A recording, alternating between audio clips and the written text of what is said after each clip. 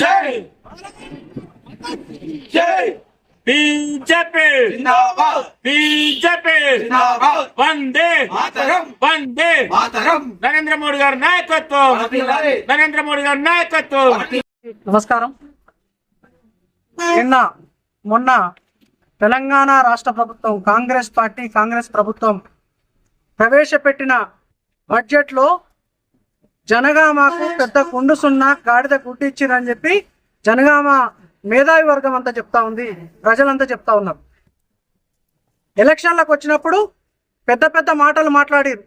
ప్రజా పాలన తీసుకొస్తాం, నిరంకుశ పాలన పోతుంది, ఇక్కడ దొరల పాలన నడుస్తుందని చెప్పి ప్రజల ముందుకు వచ్చి ఓట్లు దన్నుకున్న తర్వాత ప్రభుత్వం ఏర్పడ్డ తర్వాత ప్రవేశపెట్టిన బడ్జెట్లో మాత్రం ఆ 6 గ్యారంటీలు అభయ అస్త్రాలు అన్నారు. అవి అభయ అస్త్రాలు కాదు, శూన్య అస్త్రాలని తెలిసిపోయింది, అబద్ధపు అస్త్రాలని తెలిసిపోయింది. కాంగ్రెస్ పార్టీ అంటే కరప్టెడ్ పార్టీ, ఫేక్ హామీలు ఇచ్చి ప్రజలను మోసం చేసి లేనిపోని అమలు కాని హామీలు ఇచ్చి మోసం చేసే పార్టీ కాంగ్రెస్ పార్టీ అని చెప్పి మరొకసారి నిరూపణ జరిగింది. ఎందుకు ఈ మాట అంటున్నంటే, జనగామ ప్రాంతంలో ముఖ్యంగా మనం గమనిస్తే వేలాది ఈరోజు పద్మశాలీలు వేవర్స్గా వాళ్ళ యొక్క ఉపాధి కోసం ఎన్నో సంవత్సరాల నుండి ఒక టెక్స్టైల్ పార్క్ వస్తే అక్కడ ఉపాధి కలుగుతుందని చెప్పి కళ్యాణ్ గ్రామంలో 350 ఎకరాలు కేటాయింప చేయబడ్డా కూడా గడిచిన 10 సంవత్సరాల నుంచి బీఆర్ఎస్ ప్రభుత్వం అన్యాయం చేసింది. అక్కడ పరిశ్రమలు రాకుండా ఇప్పుడు కాంగ్రెస్ పార్టీ అన్యాయం చేస్తూ ఉంది. కానీ ఇక్కడ ఉన్న కొమ్మూరు ప్రతాప్ రెడ్డి కానీ లేకపోతే గెలిచిన ఎమ్మెల్యే కానీ దీని మీద మాట్లాడే దమ్ము ధైర్యం మాత్రం వాళ్ళిద్దరికి లేదు. పైసలు ఇచ్చి ఓట్లు కొనుక్కోవడం మీద ఉన్న కాన్సన్ట్రేషన్ ప్రజలకు పరిపాలన అందించే దాని మీద మాత్రం లేకుండా పోతా ఉంది. అదే అక్కడ టెక్స్టైల్ పార్క్ లో కొన్ని పరిశ్రమలు ఏర్పడితే ఎంతో మంది యువకులకు అక్కడ ఉపాధి కలిగే అవకాశం ఉంటుంది. దాన్ని ఎందుకు పట్టించుకోవట్లేదు? ఎప్పుడో చెప్పారు జనగామ ఇండస్ట్రియల్ కారిడార్ అవుతుంది, వరంగల్ నుంచి హైదరాబాద్ కి పెద్ద పెద్ద పరిశ్రమలు వస్తాయని చెప్పి ఆ రోజు కేసీఆర్ గారు మోసం చేస్తే ఈరోజు రేవంత్ రెడ్డి మోసం చేసే ప్రయత్నం చేస్తా ఉన్నాడు. మన పరిస్థితి ఎట్లుందంటే జనగామ పరిస్థితి ఈరోజు పొయ్యిలోని పేనం నుంచి వచ్చి పొయ్యిలో పడ్డట్టుగా జనగామ ప్రజల పరిస్థితి ఉంది.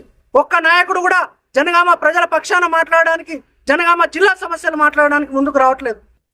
దేనికి ముందుకు వస్తారంటే అధికారం కావాలని చెప్పి మాత్రమే ముందుకు వస్తారు. మరి జనగామలో ఉన్న తెలంగాణ రాష్ట్రంలో ఉన్న రైతులకు ఏం జరిగింది? రైతు భరోసా పేరు మీద 15,000 రూపాయలు ఇస్తా అని చెప్పి రేవంత్ రెడ్డి గారి కాంగ్రెస్ ప్రభుత్వం చెప్పింది, కానీ 15 పైసలు కూడా ఇవ్వట్లేదు. ఈరోజు దాదాపుగా 25,000 కోట్ల రూపాయలు రైతు భరోసా కోసం, కూలీల కోసం కావచ్చు, కౌలు రైతుల కోసం కావచ్చు 25,000 కోట్ల రూపాయల బడ్జెట్ అవసరం ఉంటుంది. కానీ తక్కువ బడ్జెట్లు కేటాయించి రేపు కోతలు పెట్టే ప్రక్రియ చేపట్టిరు. పెద్ద పెద్ద ఇక్కడ రుణమాఫీ జరిగిందని చెప్పి పెద్ద పెద్ద పాలాభిషేకాలు చేసుకొని సభలు పెట్టే ప్రయత్నం చేస్తా ఉన్నారు. సిగ్గుంటే దమ్ముంటే బచ్చనపేట చౌరస్తాకు, జనగామ చౌరస్తాకు రండి. మీ కాంగ్రెస్ పార్టీ నాయకులు 6,098 కోట్లు 6,098 కోట్ల రుణమాఫీ చేసి 31 కోట్ల రుణమాఫీ చేయాల్సి ఉంటే మీరు 1/5 వంతు కూడా చేయకుండా పెద్ద పెద్ద పాలాభిషేకాలు చేసుకొని ఈరోజు సభలు పెడతాం, రాహుల్ గాంధీని తీసుకొచ్చి అంటున్నారు. దేనికోసం సభలు పెడతారో ఈరోజు ప్రజలకు చెప్పాల్సిన అవసరం ఉంది. గడిచిన ముఖ్యమైన అంశం, గడిచిన ఏప్రిల్ మే నెల 2023 ఏప్రిల్ మే నెలలో ఇక్కడ పంట నష్టం జరిగింది. రాష్ట్రంలో ఎక్కడ ఇంత పెద్ద పంట నష్టం జరగలేదు. కానీ జనగామ ప్రాంతానికి ఇప్పటి వరకు కూడా రైతులకు పంట నష్ట పరిహారం రాలేదంటే ఒక్కసారి మీరు ఆలోచించండి. ఈ పరిపాలన విధానం, ప్రజా పరిపాలన పేరుతోటి ఈరోజు ప్రజలను ఏ విధంగా, రైతులను ఏ విధంగా మోసం చేస్తున్నారో ఆలోచించాల్సిన అవసరం ఉంది.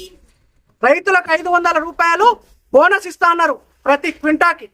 కానీ ఆ బోనస్ ఇవ్వాలంటే దాదాపు 25,000 కోట్ల రూపాయలు కేటాయించాల్సిన అవసరం ఉంది.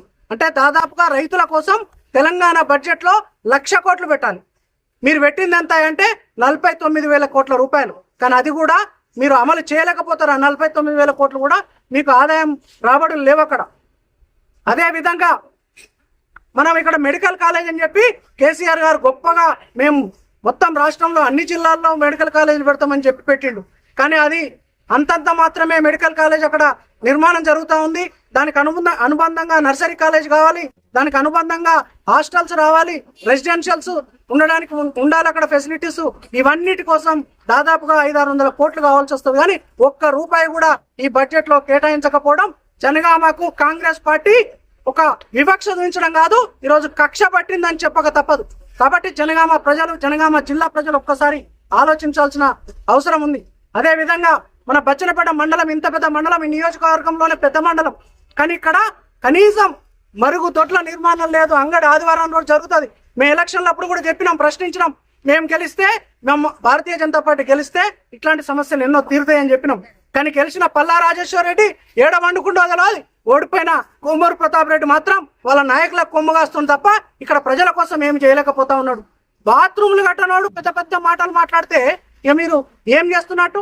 మళ్ళా ఢిల్లీ గురించి మాట్లాడతారు, నరేంద్ర మోడీ గురించి మాట్లాడతారు. మీకు అసలు నైతిక హక్కు కూడా లేదు. భారతీయ జనతా పార్టీ గురించి కానీ నరేంద్ర మోడీ గారి గురించి కానీ మాట్లాడే నైతిక హక్కు కూడా కాంగ్రెస్ పార్టీకి లేదు. మీకు దమ్ముంటే మీరు ఇచ్చిన 6 హామీలను అమలు చేయాల్సిన అవసరం ఉంది. ముఖ్యంగా తెలంగాణ రాష్ట్రంలోని జనగామ జిల్లాలోని నా అక్కలకు, అమ్మలకు 2500 రూపాయలు ప్రతి నెల ఇస్తా, 30,000 రూపాయలు ప్రతి సంవత్సరం ఇస్తా అని చెప్పి మహిళలతో ఓట్లు వేయించుకున్న ఘనత ఎవరిదే అంటే రేవంత్ రెడ్డి గారిది, కాంగ్రెస్ పార్టీ. మరి 30,000 రూపాయలు కాదు కదా, 3 రూపాయలు కూడా ఇంతవరకు నువ్వు ఇయ్యలేదు. అంటే దాదాపుగా 30,000 కోట్ల రూపాయల బడ్జెట్ కేటాయిస్తా తప్ప నువ్వు అన్నట్టుగా మహిళలకు 30,000 రూపాయలు, 2,500 రూపాయలు ప్రతి నెల ఇయ్యలేకపోతావు. కానీ బడ్జెట్ లో మాత్రం 1 రూపాయి కూడా కేటాయించలేదు. నాట్ ఈవెన్ సింగిల్ రూపీ కేటాయించలేదు. నిన్న మాట్లాడుతూ ఉన్నాడు, ఇక్కడ ఎంపీగా గెలిచిన చామల కిరణ్ రెడ్డి గారు పార్లమెంట్ సాక్షిగా అబద్ధాలు చెప్తా ఉన్నాడు. ఇంగ్లీష్ బాగొచ్చు అని చెప్పి ఇంగ్లీష్ లో మాట్లాడే ప్రయత్నం చేస్తా ఉన్నాడు. ఆయన ఏం చెప్తా ఉన్నాడు? In the history of India 30,000 crores of farmers loans have been waived at a time అని చెప్తా ఉన్నాడు. 31,000 కోట్ల రూపాయలు ప్రపంచ చరిత్రలో, దేశ చరిత్రలో ఒకటేసారి రుణమాఫీ జరిగిందంట. చామల కిరణ్ రెడ్డి గారు ఒక్కసారి జనగామ చౌరస్తా, బచ్చనపేట చౌరస్తాకు రండి. 31,000 కోట్లు కనుక మీరు రుణమాఫీ చేసి ఉంటే నేను దేనికంటే దానికి ఒప్పుకుంటా. ఒకవేళ చేయలేదని నేను నిరూపిస్తే నీ ఎంపీ పదవికి రాజీనామా చేసి మళ్ళీ ఎలక్షన్లకు వచ్చే దమ్ముందా అని నేను అడుగుతా ఉన్నా. ఎన్ని అబద్ధాలు చెప్తారు, ఎన్ని మోసాలు చేస్తారు. కాంగ్రెస్ పార్టీ అంటే మోసం పార్టీ, కాంగ్రెస్ పార్టీ అంటే కరప్టెడ్ పార్టీ అని మళ్ళీ నిరూపించుకునే ప్రయత్నం చేస్తూ ఉన్నారు.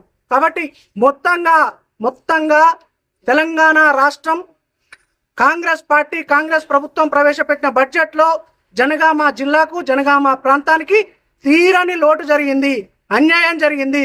పంట నష్ట బీమా అమలు కావట్లేదు, రైతులకు ఏ విధమైన న్యాయం జరగట్లేదు. కొత్త రుణాలు తీసుకోవాలంటే ఇంకా పాత రుణాలు చాలా పెండింగ్ లో ఉన్నాయి. కాబట్టి ప్రజలారా ఆలోచించండి.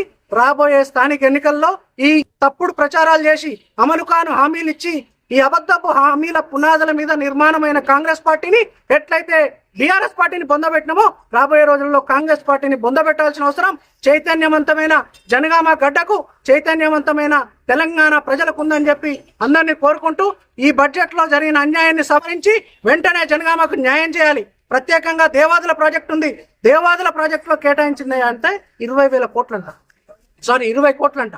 20 కోట్ల రూపాయలతో ఏమవుతుంది? 3,000 నుంచి 4,000 కోట్ల రూపాయలు దేవాదుల ప్రాజెక్టు కేటాయిస్తే గడిచిన 10 ఏళ్ల నుంచి మడికి మోటార్లు లేకుండా కాలువల ద్వారా నిర్మాణం జరుగుతుందని ఆ దేవాదుల ప్రాజెక్ట్ స్టార్ట్ అయినప్పటి నుంచి మనం కలలు కంటా ఉన్నాం.